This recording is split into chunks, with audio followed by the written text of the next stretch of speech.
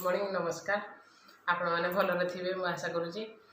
आज हूँ गुरुवार चतुर्थ पाड़ी आम तो आज गुरुवार नुआ दिखाई लखीरे लखीरे नुआ देले नुआ खावाई पड़े एवं नुआ कौन खाइबू ठाकुर पाखे भोग लगे से भोग गुड़िक मुझे आज खाईदेवी मो जा जड़े खीरी बन खीरी दीचन से गुड़िक भी खाइबी आज दिन सारा तो से गुड़ाक खाई रही पड़ो आम जो बाबू अच्छी रुटी आ तरकारी बनवाई पड़ो क्या सी तो पुओ पिला जहाँ खाइबे दीपर भात भात रोषे ना करी आपण मैंने आज गुरुवार कौन खाइले मत निश्चित भाव कमेंट कर जणाइबे।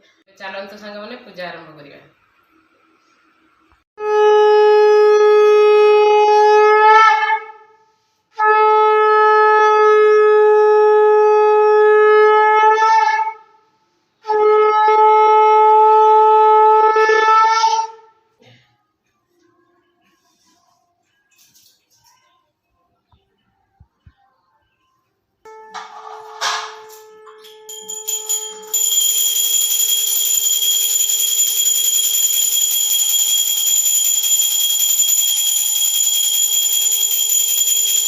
तेबे सांग माने ठाकुर घर तो देखी सारी पूजा काम एवं सरला चलतु आग को किसी कथा हवा।